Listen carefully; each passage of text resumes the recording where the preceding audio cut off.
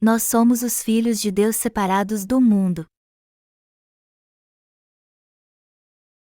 Gênesis 14, 16. Sucedeu naquele tempo que Arrafel, rei de Sinar, Arioque, rei de Elazar, Quedorlaomer, rei de Elão, e Tidal, rei de Goim, fizeram guerra contra Bera, rei de Sodoma, contra Birsa, rei de Gomorra, contra Sinabe, rei de Adimá, contra Semeber, rei de Zebuim, e contra o rei de Bela, Estaezoar. Todos estes se ajuntaram no vale de Sidim, que é o mar salgado. 12 anos serviram a Quedorlaomer, porém no 13º se rebelaram. Ao 14º ano, veio Quedorlaomer e os reis que estavam com ele e feriram aos refães em Asterote Carnaim, e aos Zuzins em Ã, e aos Emis em Saveciriataim, e aos Oreus no seu monte Seir, até o Parã, que está junto ao deserto. De volta passaram em Imispate, que é Cádiz, e feriram toda a terra dos Amalequitas e dos amorreus, que habitavam em Azazon Tamar. Então, saíram os reis de Sodoma, de Gomorra, de Adimá, de Zebuim e de Bela, Estaezoar, e se ordenaram e levantaram batalha contra eles no vale de Sidim, contra Quedorlaomer, rei de Elão, contra Tidal, rei de Goim, contra Arrafel, rei de Sinar, contra Arioque, rei de Elazar, 4 reis contra 5. Ora, o vale de Sidim estava cheio de poços de betume, os reis de Sodoma e de Gomorra fugiram, alguns caíram neles, e os restantes fugiram para um monte. Tomaram, pois, todos os bens de Sodoma e de Gomorra e todo o seu mantimento e se foram. Apossaram-se também de Ló, filho do irmão de Abrão, que morava em Sodoma, e dos seus bens e partiram.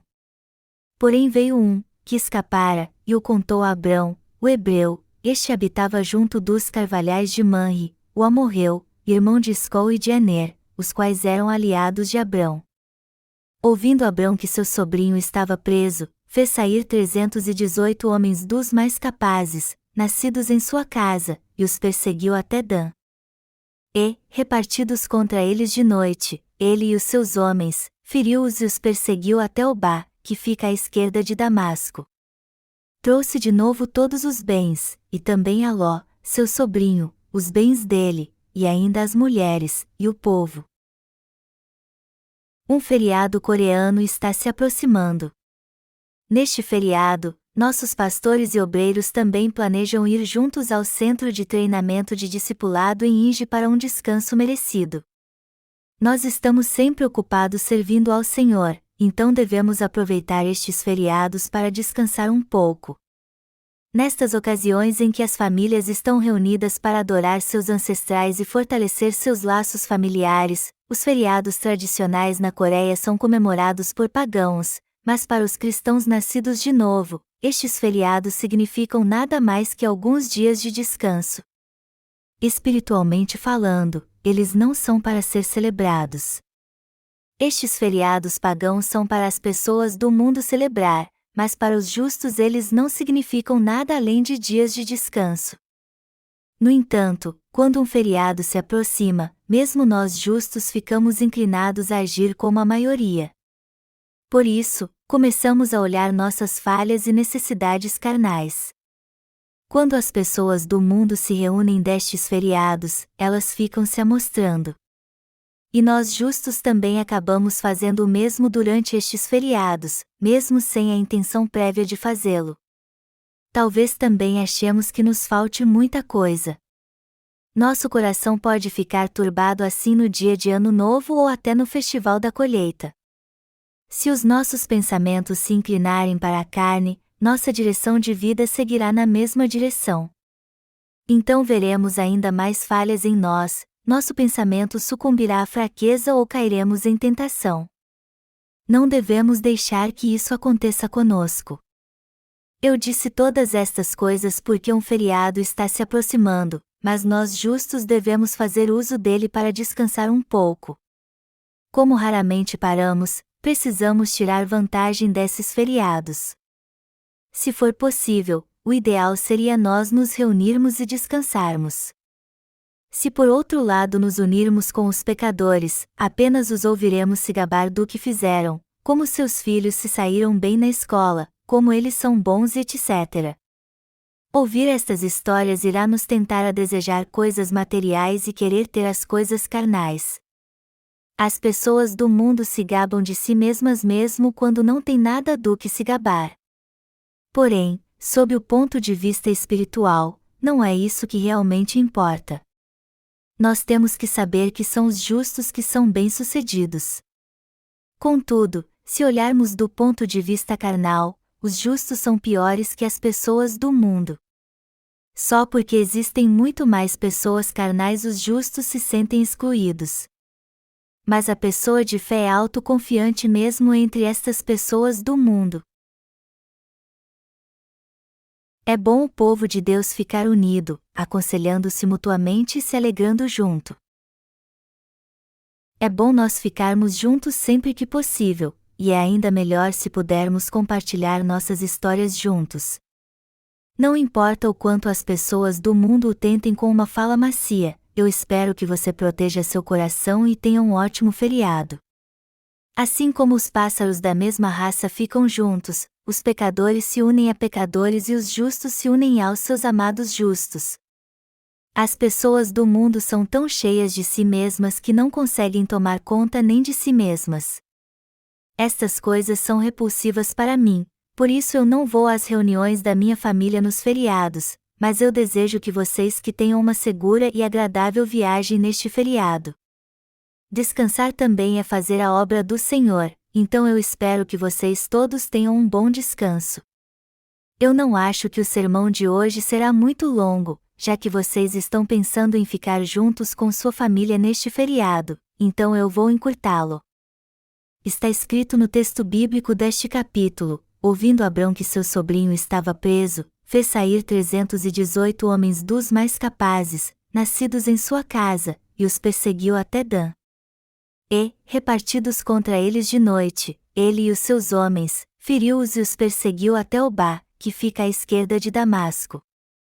Trouxe de novo todos os bens, e também a Ló, seu sobrinho, os bens dele, e ainda as mulheres, e o povo. Ló, sobrinho de Abraão, estava vivendo na terra de Sodoma e Gomorra quando a guerra estourou naquela época. Havia muitos reis naqueles dias. Como a Bíblia diz, sucedeu naquele tempo que Arrafel, rei de Sinar, Arioque, rei de Elazar, Quedorlaomer, rei de Elão, e Tidal, rei de Goim, fizeram guerra contra Bera, rei de Sodoma, contra Birsa, rei de Gomorra, contra Sinabe, rei de Adimá, contra Semeber, rei de Zebuim, e contra o rei de Bela, Estaezoar. Qual foi o resultado desta guerra? O rei de Sodoma, que era a terra em que Ló vivia, foi derrotado. Então o exército vencedor capturou Ló e tomou tudo, inclusive todos os seus bens.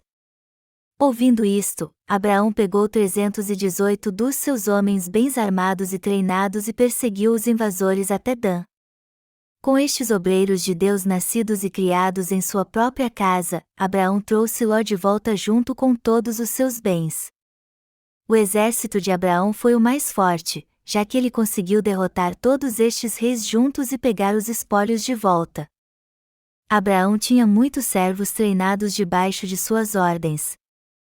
Então, quando ele ouviu que a guerra estourou e que seu sobrinho Ló foi capturado e seus bens tomados, Abraão pegou estes homens treinados que nasceram e foram criados em sua casa, e com estes obreiros de Deus ele trouxe Ló de volta. Isto nos mostra que Abraão tinha sua própria tribo. Como sua tribo não tinha menos que 318 guerreiros bem treinados, Abraão pegou estes guerreiros, derrotou o exército invasor e trouxe Ló de volta. Este foi um grande feito, já que cada tribo do exército inimigo deveria ter no mínimo uma centena de soldados cada. Existem cerca de 300 membros em todas as nossas igrejas na Coreia. Ninguém mais além de você e eu somos estes obreiros de Deus. Nós somos servos de Deus e seus obreiros. Nós não somos daqueles que foram embora, que ficamos presos ao mundo e fomos treinados segundo o nosso próprio padrão, mas somos daqueles que foram nascidos e criados na casa de Deus e em seu reino, e nos tornamos seus obreiros e seus servos. Resumindo, não somos dos que pertencem a este mundo. Se Abraão tivesse enfrentado as tropas inimigas com tudo, ele teria destruído e matado a todos. Abraão não somente teve fé, mas ele também treinou homens em sua casa. Abraão era um homem muito organizado. A Bíblia diz que graças a estes 318 homens, Abraão conseguiu resgatar seu sobrinho Ló e pegar ainda mais bens do que ele havia perdido. Nós somos os obreiros de Deus que fomos criados e treinados em sua casa. Eu creio do fundo do meu coração que não só eu, mas vocês também são obreiros de Deus criados e treinados em sua casa. Como obreiros de Deus, estou certo que nem vocês nem eu iremos envergonhar a Deus sendo derrotados pelas coisas deste mundo. Devemos saber e crer que nós somos os obreiros de Deus criados e treinados em sua casa. Melhor dizendo, você precisa saber quem você é. Conforme levamos nossa vida neste mundo, devemos saber que tipo de pessoas nós somos, aonde pertencemos e o que temos que fazer. Se vivermos neste mundo sem saber destas coisas, nós seremos derrotados por ele. Para você ir para este mundo pecaminoso e lutar suas batalhas, você precisa saber tudo isso que estou dizendo aqui. Somente assim você conseguirá vencer as coisas deste mundo. Meus esforços para pregar o Evangelho na Coreia têm sido limitados, por isso tenho voltado minha atenção e tempo em pregar o Evangelho fora do país porque muitos líderes cristãos na Coreia se negam a ouvir a palavra. Eu estou dizendo isto pois é algo que você deve pensar neste próximo feriado. Quando você se encontrar com sua família e os seus parentes, se o que você ouvir deles fizer algum sentido, você pode concordar com eles. Mas permanece uma importante pergunta: a que lugar você pertence? Se você pertence ao reino de Deus, você não pode se dobrar aos que os seus parentes dizem. Você se encontra com os seus parentes no feriado para estar com eles e testemunhar do Evangelho com eles. Você está, na verdade, indo lá para fazer a obra de Deus, então ao invés de ser enganado pelas pessoas do mundo, você deve retornar assim que fizer o seu trabalho. Assim como Deus perguntou a Jonas quem ele era, nós também devemos saber quem nós somos. Nós somos obreiros de Deus. Nós não somos daqueles que se alegram com as coisas deste mundo, rindo para as pessoas do mundo e recebendo o que elas nos dão sem nenhuma preocupação.